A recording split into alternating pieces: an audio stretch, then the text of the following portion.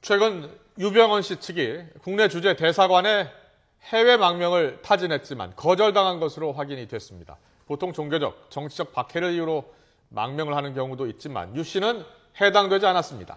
검찰은 외교부를 통해 각국 대사관에 유 씨가 단순 형사범이기 때문에 망명 대상이 아니라는 점을 주지시켜달라고 요청했습니다.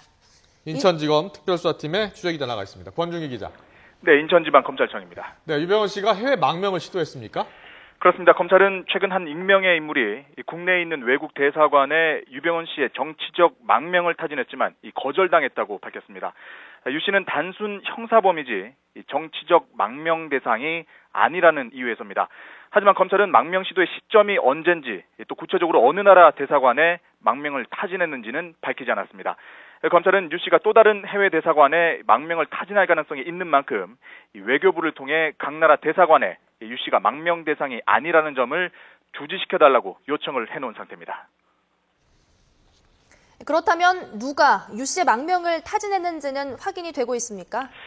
네, 유병언 씨 측근이 이 망명을 타진했을 것으로 보이지만 구체적으로 누군지는 파악되지 않고 있습니다. 다만 유병언 씨 여동생의 남편, 그러니까 매제가 오감열 전 체코 대사인데 오 전 대사가 유 씨 망명을 직접 시도했거나 이 배후에서 지시했을 가능성이 제기되고 있습니다. 검찰은 지난주까지만 해도 오 전 대사가 수사 대상이냐는 질문에 아니라고 답을 했지만 오늘은 확인해 줄 수 없다고 밝혔습니다. 이 오 전 대사는 대사 지위를 이용해서 유병언 씨의 유럽 사진전 개최를 성사시켰다는 의혹도 받고 있는 인물입니다. 또 이와 관련해서 현재 안전행정부 중앙징계위원회 심의에도 올라가 있습니다. 네, 유병언 씨 측근이 어느 대사관에서 이 망명을 타진했을까요? 자, 유병언 씨가 망명을 시도할 만한 곳 어떤 나라가 의심이 되고 있습니까? 네, 유 씨 일가가 국내뿐 아니라 해외에도 이 사업체와 부동산을 다수 갖고 있기 때문에 이 망명을 시도할 곳이 곳곳에 있는 것으로 관측됩니다. 특히 프랑스에는 작은 마을 하나를 통째로 갖고 있고 이 고급 아파트도 여러 채 보유하고 있어서 망명을 시도할 가능성이 있는 것으로 보입니다. 혹은 오감열 전 체코 대사가 개입을 했다면 동유럽 지역에 망명을 시도했을 가능성도 있어 보입니다.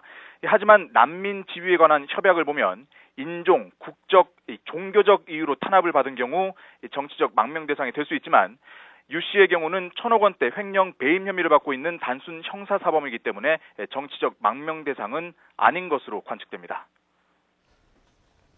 유병언 씨가 망명을 타진했다면 해외로 나갈 생각을 갖고 있는 것 같은데요. 밀항 가능성은 없는 겁니까?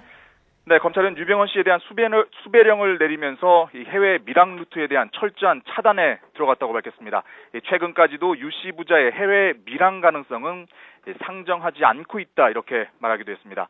하지만 유 씨의 장녀와 차남 또 차녀가 모두 해외에 있고 세월호 참사 사흘 뒤에는 장남 대균 씨도 프랑스로 도주를 시도한 바 있습니다. 따라서 만약 유병언 씨가 해외 망명에 실패할 경우 밀항을 시도할 가능성도 배제는 할 수 없는 것으로 보입니다. 검찰은 아직 유병언 씨의 이 해외 망명을 돕는 사람이 누군지 밝히지 않았는데요. 누가 됐든 범인 은닉 도피죄로 처벌을 받는 거죠?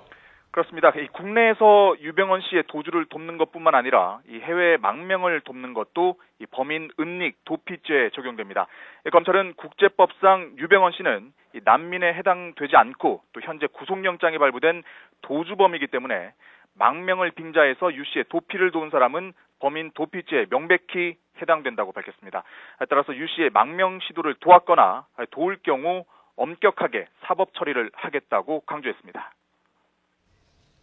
네, 유 씨의 도피 지원의 핵심 인물로 지목되는 김엄마라는 인물에 대해서 체포영장이 발부됐는데요. 검찰이 금수원 강제 진입을 검토하고 있습니까? 네, 검찰은 금수원 강제 진입 가능성을 묻는 질문에 고민 중이다 이렇게 말하고 있습니다. 구원파 신도들과의 물리적 충돌을 감수해야 하는 부담이 있기 때문인데요.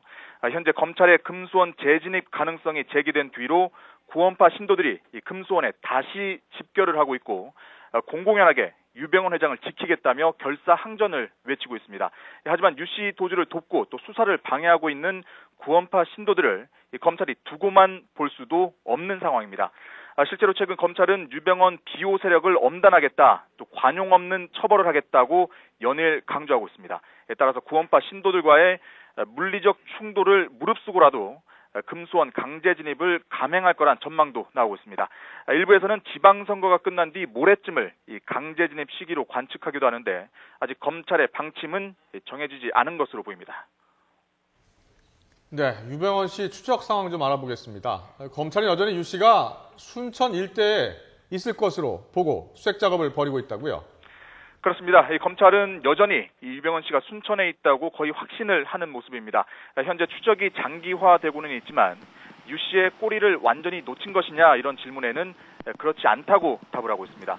하지만 유 씨가 순천 별장에서 도주한 지가 벌써 열흘이나 지났는데 과연 포위망이 좁혀오는 순천에 그대로 있을지는 의문이라는 지적도 있습니다.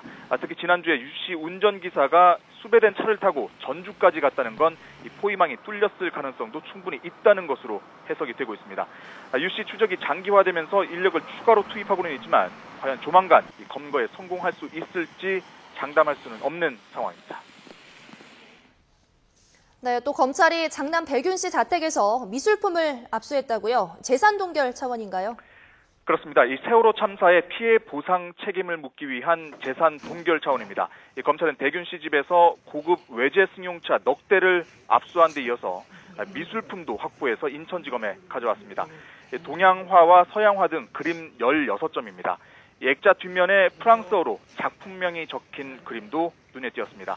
하지만 실제로 어느 정도 값어치가 나가는 건지는 아직 파악되지 않았고, 다만 백윤 씨가 수집한 미술품들이 수백억 원대에 달한다는 첩보가 있었기 때문에 미술품 압수를 통해 상당한 재산을 동결할 수 있을 것으로 검찰은 내다보고 있습니다.